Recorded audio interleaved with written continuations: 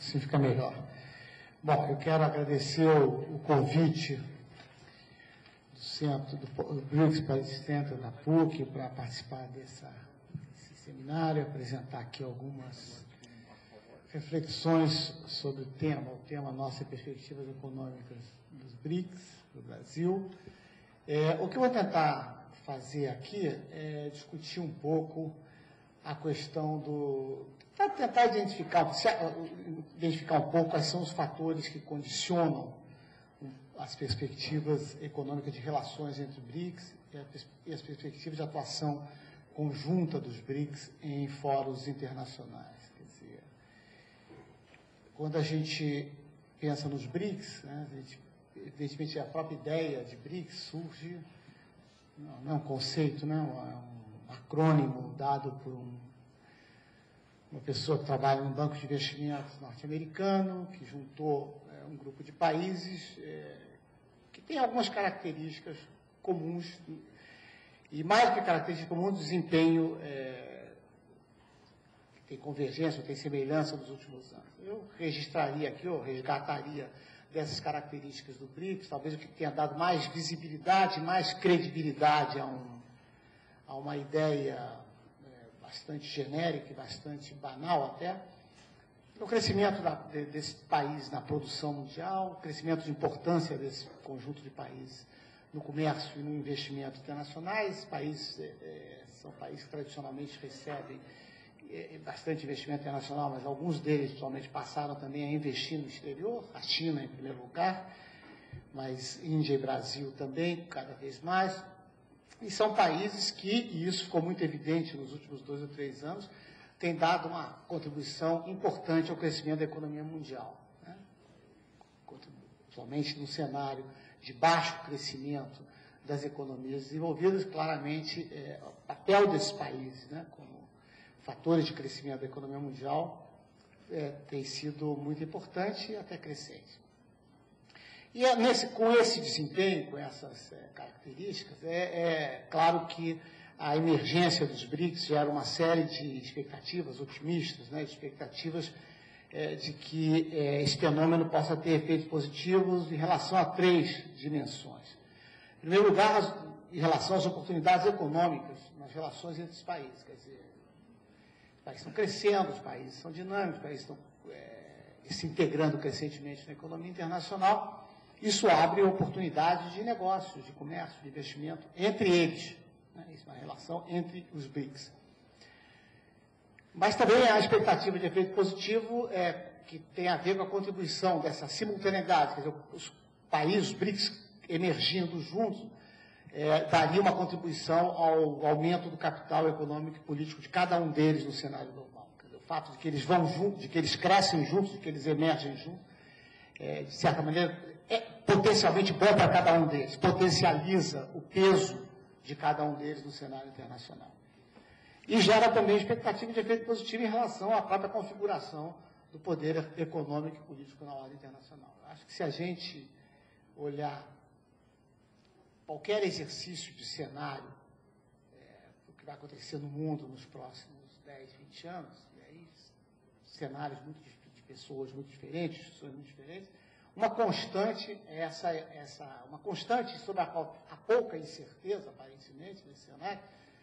Se pode discutir também se eles estão corretos ou não, mas uma coisa que aparece como uma constante e com muito pouca incerteza é que há uma tendência a uma redistribuição do poder econômico e político mundial como resultado exatamente da emergência de um grupo de países em desenvolvimento, entre os quais não somente são os BRICS, mas entre os quais certamente estão os BRICS. Há outros também, né? México, Turquia, pode botar os países no bolo dos emergentes, todo o crescimento deles configurando essa redistribuição de poder econômico e político na ordem internacional. A minha pergunta agora, talvez a pergunta que dirige aqui a minha apresentação seja essa: até que ponto essas expectativas positivas são realistas? Ou, perguntando de uma maneira um pouquinho menos simplista, até que ponto essas expectativas otimistas, positivas em relação à relação entre os BRICS, a emergência conjunta deles, a reconfiguração da ordem econômica e política mundial, até que ponto elas levam em conta certos fatores. E aí eu vou falar principalmente de fatores domésticos, que, no meu ponto de vista, condicionam as possibilidades de convergência de interesse e posição dos diferentes países BRICS na cena internacional. Eu acho que discutir esse tipo de questão é importante para entender potencialidades e limites das relações econômicas entre os BRICS e da atuação conjunta dos BRICS nos fóruns internacionais. Né? Então, acho que ir mais além um pouco da expectativa positiva, baseada, digamos, no potencial de crescimento de relações entre os BRICS, no impacto dos BRICS sobre a distribuição do poder na ordem mundial, e perguntar se isso efetivamente está acontecendo, né? Se está acontecendo, certamente em alguma medida está acontecendo, quais são os fatores que condicionam esse processo, né? Esse processo ocorre automática e continuamente, né? Ou ele ocorre definido por um conjunto delimitado, condicionado. Tira a palavra condicionado. Né? Fatores condicionantes, para mim, é um pouco isso. É uma coisa que define um campo de possibilidades e de limites, que, obviamente, são móveis, porque os fatores que condicionam qualquer fenômeno são dinâmicos, mas não acho que são fatores determinantes, nem fatores rigidamente limitantes. São fatores condicionantes. Acho que vai ficar mais claro quando eu explicar que fatores são esses. Né? E para tentar chegar e aproximar a questão que eu trato aqui, eu acho que talvez alguns exemplos sejam bons do que eu estou falando. Né? Se vocês observarem, as duas primeiras transparências têm como título Relações Econômicas entre BRICS, aquém das expectativas. Quando a gente olha mais de perto algumas episódios de relacionamento, de aproximação entre os BRICS nos últimos anos, eu acho que isso a gente legitimamente pode se perguntar sobre por que assim, que fatores condicionam as relações entre os BRICS, que fatores condicionam a capacidade de atuação conjunta dos BRICS em fóruns internacionais. E aí, a título só de exemplo, eu pego dois casos que se referem às relações entre os países dos BRICS. Né? Primeiro, o IBAS. Né? O IBAS é esse acordo de cooperação entre Brasil, África do Sul e Índia, que tem também um componente de acordo comercial. E os estudos feitos em relação ao potencial de comércio desses três países, Brasil, África do Sul e Índia, mostram que é um potencial de comércio e de investimento muito elevado. Né? São países que têm razoável grau de industrialização, são países que têm a possibilidade de comercializar, de trocar, de um comércio intraindustrial bastante importante, são países cujas principais empresas já estão investindo fora em outros países. Há um elevado potencial não só de comércio, mas de relacionamento econômico entre os países. Mas há uma dificuldade muito grande para realizar esse potencial. Né? O comércio e investimentos ainda são muito limitados entre os países, e os acordos comerciais que foram feitos entre esses países são acordos de preferência fixa, são realmente, têm um impacto absolutamente marginal sobre o comércio. Dizer que não são capazes de fomentar novos fluxos comerciais é bobagem. É bobagem não, é exagero. Eles são capazes de muito menos do que isso. São acordos para inglês ver.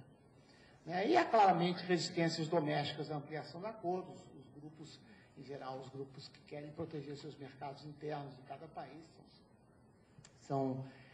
resistem a isso. Então, aí é um bom caso. É um caso que os países fizeram deram alguns passos importantes, né, de busca de instrumentos de cooperação, de complementação industrial através do comércio. Os resultados, no que diz respeito à dimensão econômica, em particular a dimensão de comércio e investimento, os resultados ficaram, até agora, muito aquém das expectativas.